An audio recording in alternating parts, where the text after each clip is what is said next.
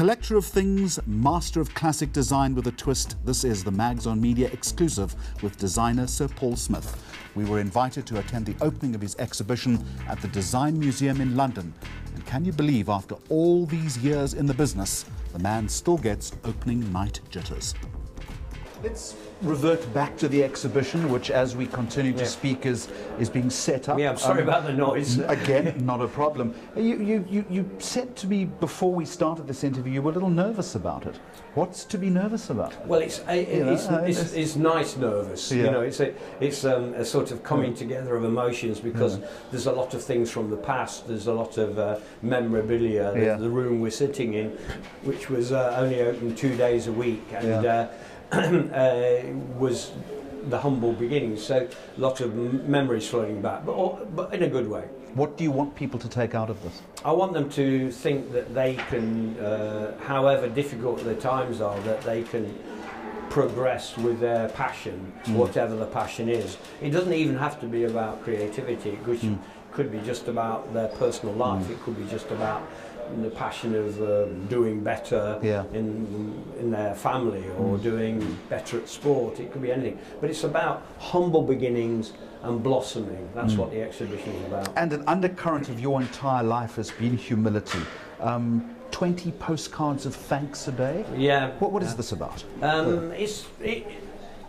don't know how it started, but the post every day is ridiculous. I mean, it's just from all around the world, people sending and they send things. you things. Yeah. I mean, it could be just a letter, or it could be a drawing, or it could be something amazing. I mean, I got 5 boxes of kids' spinning tops arrived from Italy. And you keep them all, don't you? I know Paul Smith likes things. Michele. Yes. I don't know who Michele is, or we keep almost everything. I mean, if it's not perishable, but... Some would say you're either a hoarder or you're just a delightful eccentric. Which is it? Well, I hope the latter, but who knows? Yeah. Do those things that people send you inspire you, though? I mean, absolutely. The spinning tops, for instance, would you take some creative inspiration Well, from we that? use the spinning tops for display in one of our windows, and obviously linked perfectly with the children's wear, so that was used in display. But it could be something that's handmade, like we've had things hand carved sent to us. We've had boxes made by hand that then become inspiration for boxes that we put cufflinks in. So yeah, absolutely lovely every day, brilliant. I mean, and if there's an address, I try to reply and say thank you. It might be just say thank you, but why is that so important to you? Why did you just drop them an email? So impersonal, an email. And so how many of your viewers get an email every day, and probably the biggest, the most used button on their computer is the delete button, because there's so much that comes through that's absolute nonsense every day. To receive a postcard that has the character of handwriting and a postage stamp, which there's an authenticity there, which is important. And effort. Yeah. I love effort. Effort is free of charge. 28 there or thereabouts collections a year that you're producing. Where does the energy come from? What's the love of life? I mean, I'm just full of ideas all the time. Luckily, I've got a great members of staff, very responsive to my ideas. Lots of down-to-earth young people working for me. 2 or 3 of them here today. I mean, and coming just to help because they want to. It's lovely. What sort of boss are you? I think I'm I never lose my temper. I ask, I don't tell. I say please and thank you. I open doors. I'll carry a tray of tea. I'll pick a piece of rubbish up. It's just normal human beings on the earth stuff with me. I say here to that. China. That's the next big frontier, isn't it? Yeah, Tell us a little bit about those expansion plans. Yeah, well, we've got 7 shops in Hong Kong, which have been there for quite a long time and very successful. We've opened in Beijing now, which is a really lovely shop next to all the sort of big boys, and so far doing well. Shanghai in a couple of weeks. big shop. And of course, Japan has always been very close to you, hasn't 265 shops in Japan. Been there since '84. First shop. Singapore really good. Korea okay. Taiwan, Thailand, both fantastic. Big shop in Bangkok, really successful. So China, who knows? Who knows about China? I mean, it's a country that was the answer for a lot of expansion plans. I'm not so convinced about it, but I think we can do well there. But I'm very feet on the ground, so well in a controlled way. You said this once, that you need to make room to break the rules. Vital, yeah.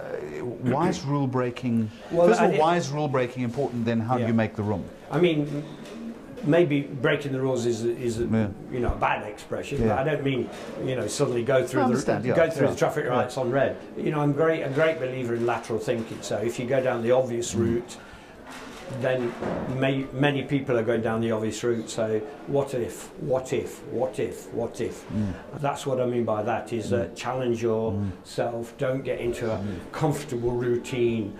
Don't just think, well, you know, I've been on the cover of Vogue, I've been on the television. Yeah, been there, done that, so you know, fashion's about today and tomorrow's. And nobody cares how good you used to be. So it's always about tomorrow in fashion. As good as your next buttonhole, your last buttonhole, I suppose. Absolutely. Which is quite critical. Too much stuff in the world. Yeah, what does that mean? Well, it just means... There's a lot of stuff here. Well, I've definitely got too much stuff. I've definitely got to. What I mean by that is, as we all know, maybe 30 years ago, every main street in every city around the world would have been full of character, with a delicatessen and a bootmaker and a jeweller. And now, unfortunately, every major street in the world is full of the same big brands, which means it's sort of cancelled itself out, because nothing is that exclusive or special anymore. And then how many airlines and how many car companies and how many TV stations and how many magazines and newspapers and designers. With modern technology, with modern manufacturing methods, with the internet, we're so over-informed about stuff and we're over-bombarded with stuff. So the key point, especially for Paul Smith, is character, having things that are having a point of view, having something that somebody can't quite grab, and that's what this exhibition's about. That's what I'm about, and that's what I would advise a lot of people who are starting out to try and work out how to have their own character, which is evident in whatever it is they do. Sir Paul Smith, thank you very much. Thank you. If you happen to find yourself in London, the Hello, My Name is Paul Smith exhibition will be running until March 2014 at the Design Museum at Butler's Wharf. It's a stone's throw from Tower Bridge. That's it from Mags on Media in London. Goodbye to you, and thank you for watching.